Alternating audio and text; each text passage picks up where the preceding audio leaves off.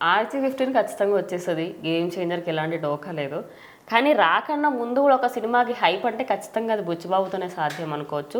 Star క్యాస్ట్తోని మొత్తం day by day వణికిస్తున్నారు. నిజంగా వీళ్ళు ఉన్నారా అని డౌట్ ఫస్ట్ వస్తుంది. తర్వాత ఆయన క్లారిటీ ఇస్తారు, ఎస్ ఆన్ బోర్డ్ వెల్కమ్ అని చెప్పేసి. సో ఇప్పుడు నెక్స్ట్ మున్నాబాయిగా మనందరికీ తెలిసిన దేవ్యందు ఈయన ఇప్పుడు మొత్తం సోషల్ మీడియా అంతా దీని గురించే మాట్లాడుకుంటున్నారు. నిజంగానే ఈయన ఇందులో ఉన్నారని చెప్పేసి అఫీషియల్గా అనౌన్స్ చేస్తారట. దాని గురించి ఏం చెప్తారు? బుచ్చిబాబు గారు ఇప్పుడు ఈ చలికాలంలో అంటాడు అనమాట ఇండస్ట్రీలో, ఎందుకంటే వణికించడానికి వచ్చారు ఆయన ఇండస్ట్రీకి ఖచ్చితంగా. సో ఎవడెవడైతే పెద్ద డైరెక్టరు పెద్ద స్కేలు అని ఫీల్ అవుతున్నారో వాళ్ళందరినీ పాతాళానికి తొక్కుకుంటూ వెళ్ళే రేంజ్ డైరెక్టర్ అనమాట ఆయన. సో ఎందుకంటే అది ఆయన ఫస్ట్ సినిమాతోనే ప్రూవ్ చేసుకున్నాడు. సో అందరూ ఇప్పుడు ఎంతోమంది ఎగ్జిస్టెడ్ హీరోస్ అందరూ 100 కోట్లు కొట్టడానికి బాధపడుతుంటే కొత్త వాళ్ళని తెచ్చి ఆయన కొత్తగా వచ్చి 100 కోట్లు కొట్టాడంటే క్రాఫ్ట్ మీద ఆయనకున్న నాలెడ్జ్. ఆయన చాలా టైమ్గా పనిచేశారు సుకుమార్ గారి దగ్గర. సో సుకుమార్ గారి స్థాయికి ఖచ్చితంగా వెళ్తాడంటే ఎటువంటి సందేహం లేదు. అది RC-16తోనే ఆయన సుకుమార్ స్థాయికి వెళ్ళిపోతారు. సో ఈరోజు ఈ సినిమాలో దివ్యేందు గారు మున్నాభయ్య గారిని తీసుకొచ్చారు. సో మొన్న జగపత్ బాబు గారిని తీసుకొచ్చారు, అట్లాగే శివరాజ్ కుమార్ గారిని తీసుకొచ్చారు. సో అంటే బుచ్చిలో అంత ఉందా, అసలు ఏం చెప్పి ఒప్పించేవారు వాళ్ళని అని చెప్పి ఫ్యాన్స్ అంతా పిచ్చోళ్ళు అయిపోతున్నారు. అసలు AR రెహమాన్ గారు అయితే కథ వినకుండా అనేది ఒప్పుకోరంట. అంటే మణిరత్నం గారికి కూడా కొన్నిసార్లు నో చెప్పిన ఆయన, అట్లాగే మన తెలుగు డైరెక్టర్లు చాలా మంది అడగగా నో చెప్పారంట ఆయన.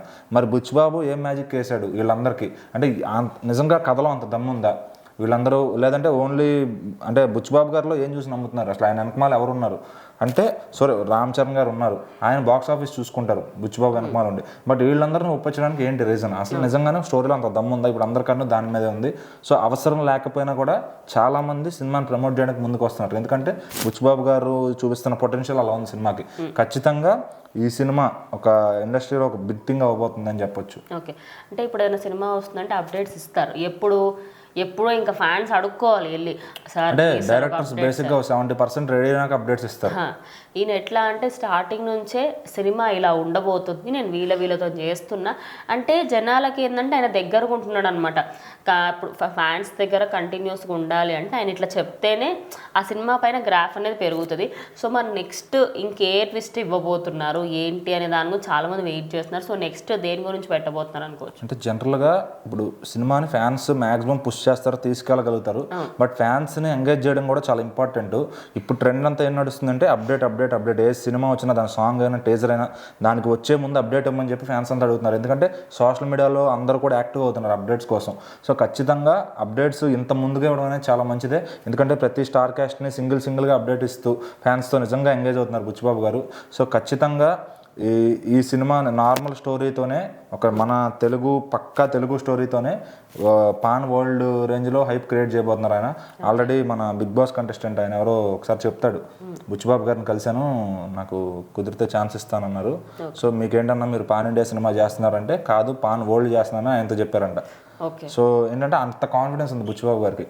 అంటే ఆల్రెడీ సుకుమార్ గారు కూడా ఆశ్చర్యపోయారు అనమాట. ఒకసారి చెప్తారు ఆయన లాంచ్లో, అరే ఏంట్రా సినిమా నెక్స్ట్ ఏంటంటే రామ్ చరణ్ అంటే నేనే అవాక్ అయిపోయాను. అంటే నువ్వు రామ్ చరణ్ ఏంటారు నాకే దొరకలేదు ఇంకా అని చెప్పి ఆయన అవాక్ అయ్యారంట. సరే మ్యూజిక్ ఎవర్రా అంటే AR రెహమాన్ అన్నాడు. AR రెహమాన్ ఏంట్రా మనకు DSP ఉన్నాడు అంటే. సో ఈ కథకు ఆయన యాప్ట్ అవుతాడు. అంటే ఈయనకు తెలుసు ఎవరితో క్రాఫ్ట్. ఇప్పుడు ఉప్పెన సినిమాకి DSP గారు కావాలి, ఆయన దగ్గర నుంచి వచ్చిన సంగీతాన్ని ఆ సినిమాని ఒక సోల్ ఇచ్చేసారనమాట.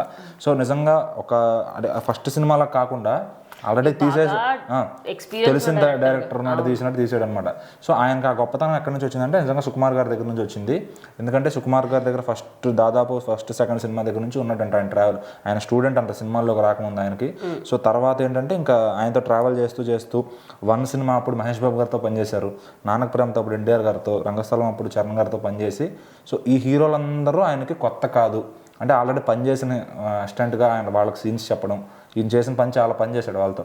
సో ఈ రోజు ఆయన డైరెక్షన్ స్టేజ్కి వచ్చేసరికి కానీ వాళ్ళంటే ఫియర్ లేదు ఈయనకి. అంటే భయం పడాలి, కొత్త జాగ్రత్త అనేది లేదు. ఒక హీరో నేను ఆల్రెడీ పనిచేశాను, ఇప్పుడు 2వ సారి పనిచేస్తున్నాను అంత లెవెల్లో పనిచేస్తున్నారు ఈయన. సో ఖచ్చితంగా ఒక డైరెక్టర్కి కాన్ఫిడెన్స్ ఉండాలి ఆయన సినిమా మీద. ఈయనలో ఆ కాన్ఫిడెన్స్కి హ్యాట్స్ ఆఫ్ నిజంగా. ఎందుకంటే ఈయన భుజాల మీద మోసుకొని ఏ తప్పు వచ్చినా ఎండ్ ఆఫ్ ద డే ఈయనే అంటారు. ఎక్కువ ఇన్వెస్ట్మెంట్ పెట్టి పెద్ద హీరోలను పెద్ద కాస్టింగ్ని పెట్టుకుని. సో ఎంత ధైర్యం లేకపోతే ఆయన అంత ముందుకెళ్తాడు చెప్పండి. సో ఖచ్చితంగా బుచ్చిబాబు గారు ఒక వండర్ క్రియేట్ చేయబోతున్నారు ఇండస్ట్రీలో.